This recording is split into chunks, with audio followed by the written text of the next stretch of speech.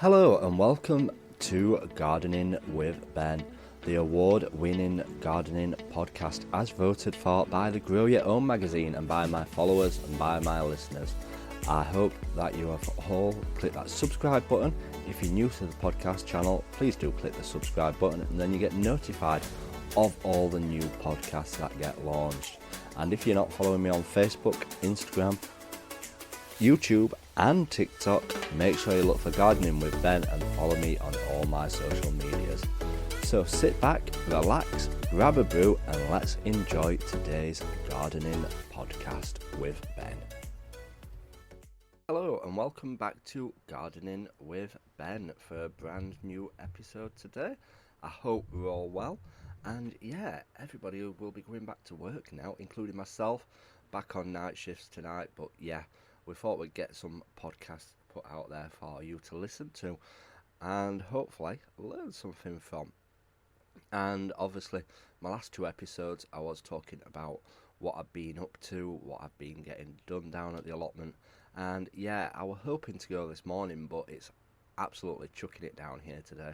And with me being back on nights, I thought I'll have a nice, easy day and just chill out and record you a couple of podcasts so that you can listen to them over the next couple of days. So today's podcast is one of my favourite ones that I enjoy doing, and that is what jobs need doing in the garden. And this is always good for myself because it reminds me of all them jobs that do need doing in the garden and the allotment, and sometimes it's good just to create a list of the things that need doing and then tick them off as you've done them all, and then you know that you've accomplished them and you're well on your way for the year to come.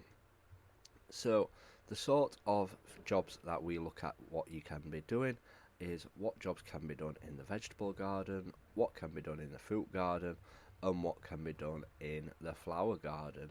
And covering all them subjects hopefully will help you look into what can be done in the allotment and in the garden itself. And hopefully this year is going to be a fantastic year at the allotment this year. I've got lots of plans of what I want to do and hopefully achieve down at the plot, but we'll see.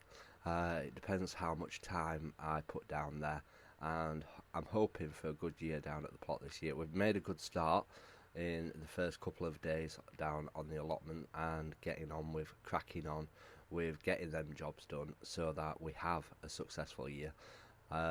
It's a bit wetter than it was last year, which is unfortunate because last year was really dry and it was a nice winter, to be honest, last year. So we managed to get the plot looking in good shape, ready for the planting season. So we'll see how this year goes on and see if we manage to get it all looking decent for March, April time. It may sound a long time away, but it will soon come, and you will soon be trying to get all them seeds in and trying to get a head start of the year. So let's have a look into today's episode then on what jobs can be done in the allotment and garden this month. So the first area of the jobs that we are going to be looking at will be what jobs can be done in the vegetable garden.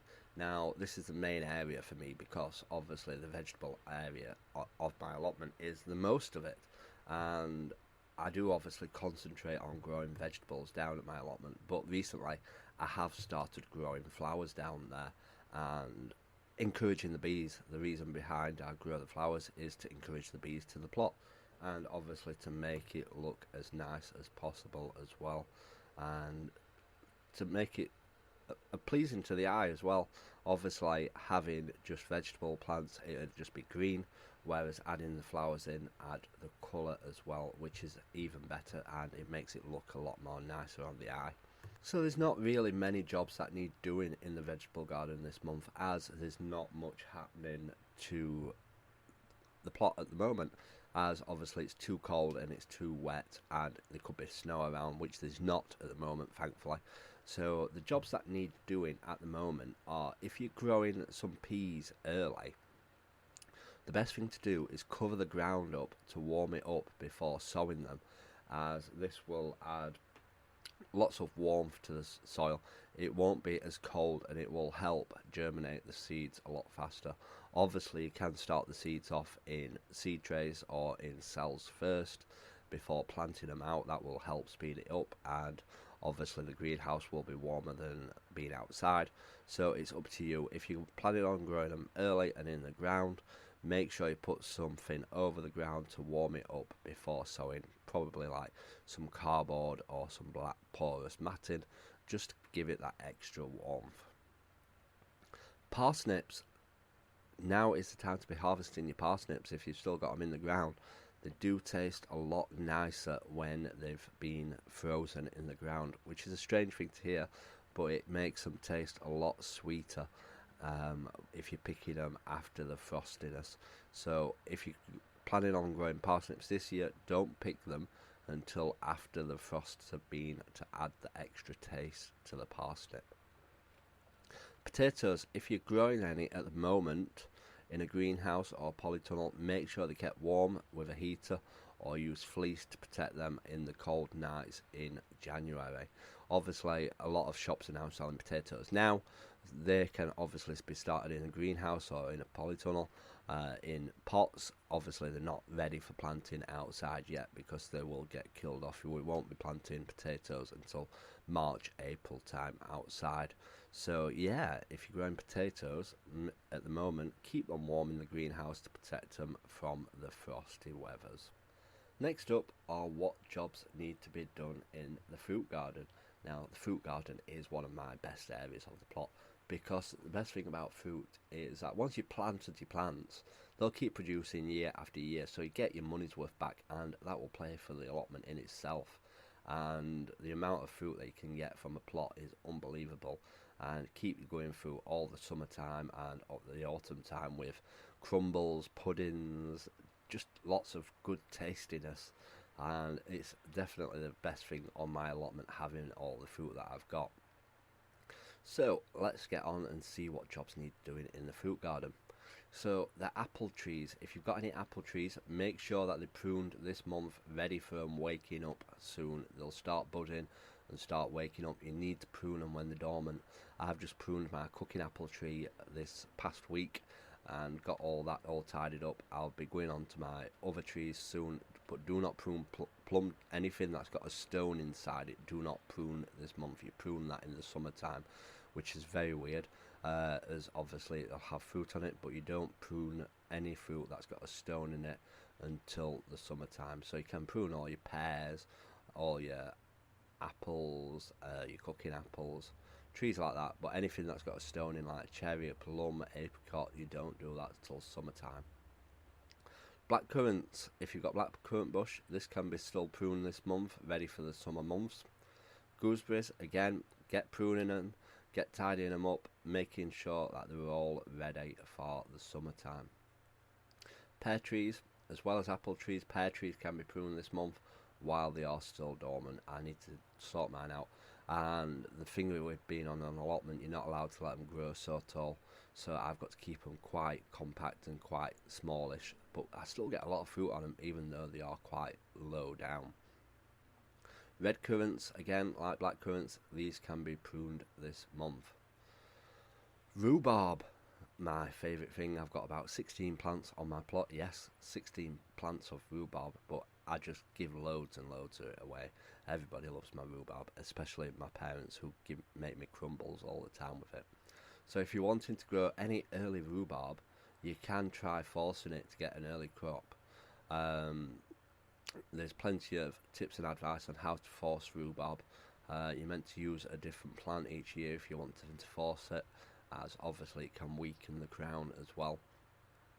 But what I usually do is I usually sprinkle some chicken pellet manure near the crowns to help feed them for the year ahead, but don't put them onto the crowns or it will burn them and it will kill the crown off. So just be very careful with that if you are feeding your rhubarb plants.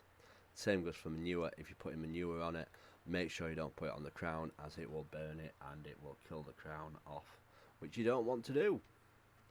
And a few general fruit garden jobs this month. Check that stakes and support wires you use for your garden fruit, replace any that needs it.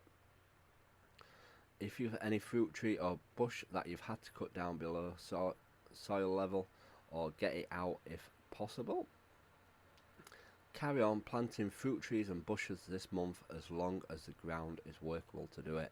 Now, this is the best time to be planting your fruit trees and your fruit plants, because the ground is wet.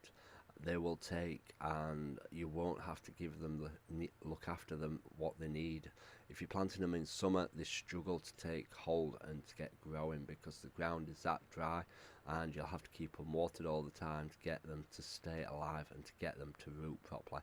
And obviously in the summertime they're looking more at producing the fruit rather than actually rooting down into the garden. So this is the perfect opportunity to be planting any fruit trees and fruit bushes that you want to do. So last up is what needs to be done in the flower garden. Now, I do like to keep an eye out on this because obviously flowers are something what I'm learning more and more about all the time, and there's so much to learn about flowers, and hopefully I'll keep on growing flowers down at the plot. And as you all know, I have planted so many bulbs this year. It's unbelievable how many bulbs I've actually planted down at the plot. I think I'm running out of space. But there is an area that I want to do next year, so stay tuned for more bulb planting next year. So yeah, what needs to be done in the flower garden this month?